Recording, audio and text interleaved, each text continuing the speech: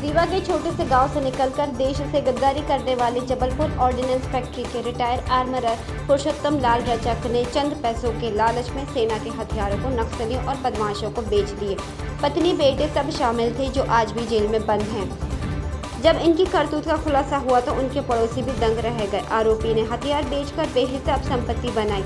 वह न पड़ोसियों से बातचीत करता था, न मिलता जुलता था। जबलपुर के अपने आलीशान बंगले को हथियार असेंबल करने की फैक्ट्री में बदल दिया था, जो अब बंद पड़ा है।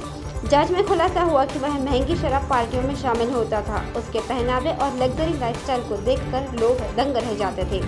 देश का यह गद्दार अब जेल में है। देश की सबसे बड़ी एजेंसी NIA उसके करतूतों को चार्जशीट के माध्यम से स्पेशल कोर्ट में पेश कर चुकी है। पुरुषोत्तम लाल रजक मूलतः रीवा के मनगवा थाना क्षेत्र के बैकुंठपुर का रहने वाला है। वह 2008 में जबलपुर स्थित सेंट्रल ऑर्डिनेंस डेपो COD से रिटायर हुआ था।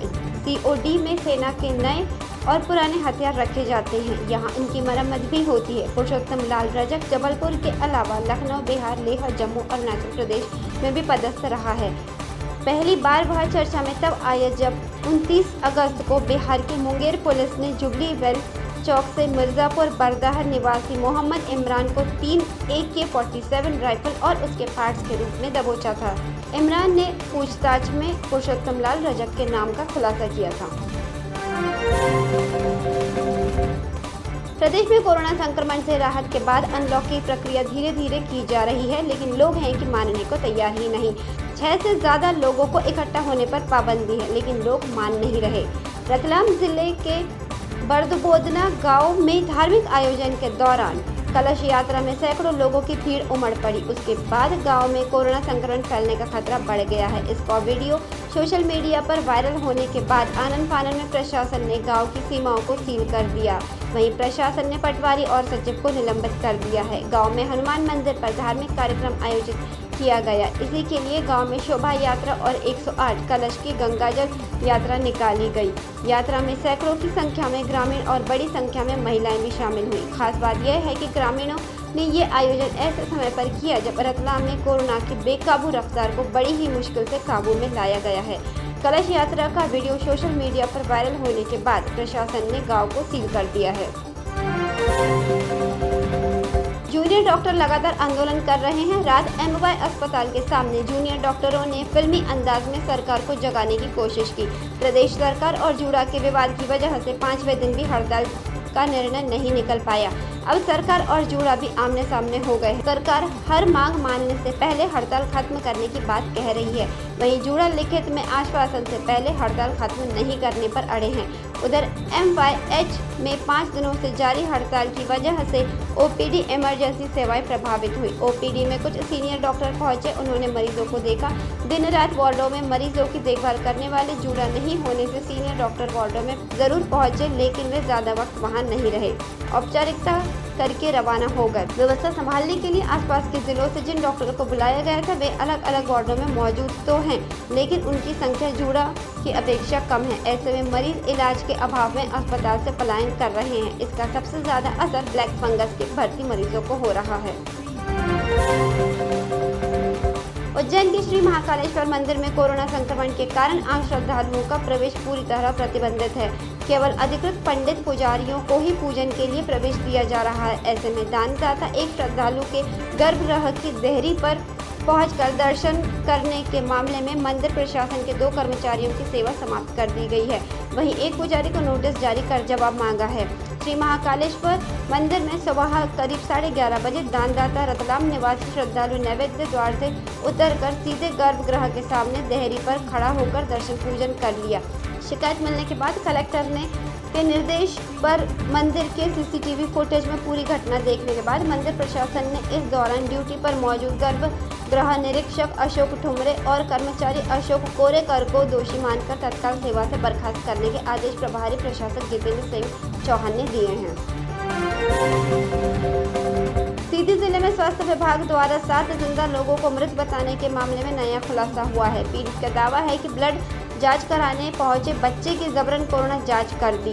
पिता ने खून का सैंपल देने की जगह कोरोना का सैंपल बेटे का दिलवा दिया। जब रिपोर्ट पॉजिटिव आई तो सुनकर चौंक गए। फिर भी सिस्टम ने एक नहीं सुनी। अस्पताल में भर्ती करने की जगह जबरन होम आइसोलेट कर दिया। 30 दिन बाद मृत घोषित कर दिया। बता दें, कुछ दिनों पहले सामुदायिक स्वास्थ्य केंद्र सेमरिया में 17 मृतकों की सूची लगाई गई। बाद में खुलासा हुआ कि इनमें से 7 जिंदा हैं। सरकारी रिकॉर्ड में मृत घोषित करने के बाद पीड़ित परिवार के सदस्य जिला मुख्यालय में पहुंचकर मीडिया के सामने बात रखी थी।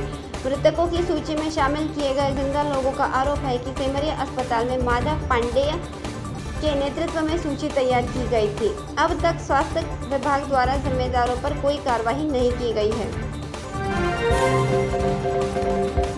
रीवा में झोला भरकर रिश्वत लेने वाले मध्य प्रदेश औद्योगिक विकास निगम MPIDC के अफसर को आखिरकार सस्पेंड कर दिया गया। क्षेत्रीय महाप्रबंधक AP सिंह का 11 लाख रुपए झोले में रिश्वत लेने का वीडियो वायरल हुआ था। उसने हरियाणा के रोहतक की धर्मपाल एंड कंपनी के सचिव से रिश्वत के रूप में पैसे लिए थे। वीडियो वायरल होने के बाद अपने बचाव के लिए AP सिंह ने बालू ठेकेदार श्रीकांत चतुर्वेदी से वीडियो बनवाकर रिश्वत के पैसे को अपना निजी पैसा बताकर सफाई जारी की थी। ऐसे में शाम MPIDC के प्रबंध संचालक जॉन किंसली ने 25 मई को पत्र को आधार बनाकर AP सिंह को निलंबित कर दिया है। साथ ही निलंबन अवधि में मुख्यालय रीवा क्षेत्रीय कार्यालय नियत किया है।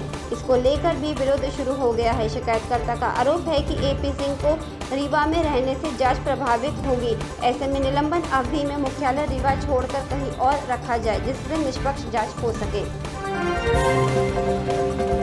जीवन रक्षक दवा रेमडेसिविर इंजेक्शन की कालाबाजारी में महाराष्ट्र के नागपुर और प्रदेश के छिंदवाड़ा के कुछ नर्सिंग होम उनके कर्मचारियों के नाम सामने आए हैं। रात को STF की टीमें नागपुर छिंदवाड़ा पहुंच गई। शाम तक वहां से कुछ लोगों की धरपकड़ हो सकी है। नागपुर के एक मल्टी स्पेशलिटी हॉस्पिटल के महिला नर्स को 3 दिन पहले STF ने गिरफ्तार किया था। उससे यह नाम सामने आए हैं। महिला ने अभी तक आधा सैकड़ा इंजेक्शन बेचना कबूल किया है। STF ग्वालियर की टीम ने 8 मई को ग्वालियर रेलवे स्टेशन पर रेमडेसिविर इंजेक्शन को ब्लैक में बेचने आए सिवनी कमलेश्वर प्रसाद दीक्षित को गिरफ्तार किया था। उसके पास से 5 इंजेक्शन मिले थे। जब इससे पूछताछ की तो पता लगा कि वह इंजेक्शन की कालाबाजारी के रैकेट का एक मुहर्रा मात्र है।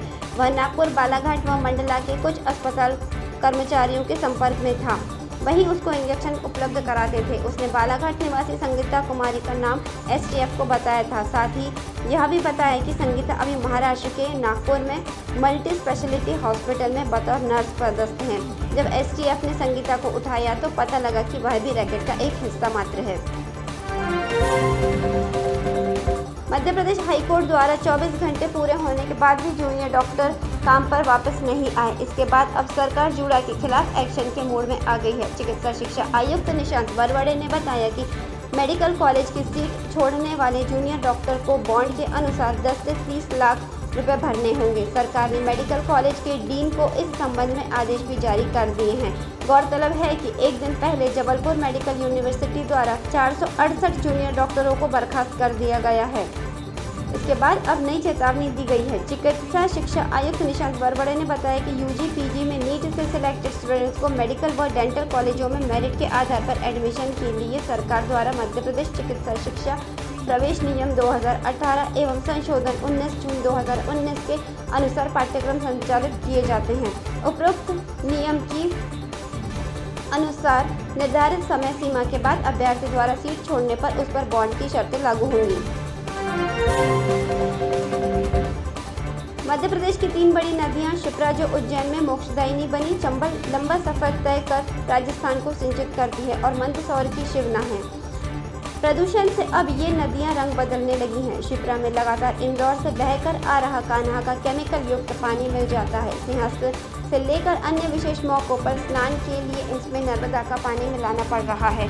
लगातार गटर और केमिकल वाले पानी मिलने से सफाई नहीं होने के कारण अब इसका पानी हरा होने लगा है। ऐसे में नागदा में बसे केमिकल वाले उद्योगों के कारण बार बार चंबल की स्थिति बिगड़ती है। कुछ उद्योग और केमिकल सप्लाई टैंकर इसमें अपना एसिड डाल देते हैं। नतीजा चंबल का पानी कुछ जगह काला हो गया है। तीसरी नदी है मंदसौर की शिवना। पशुपतिनाथ मंदिर के पास से गुजरती इस नदी का पानी भी अक्सर लाल हो जाता है।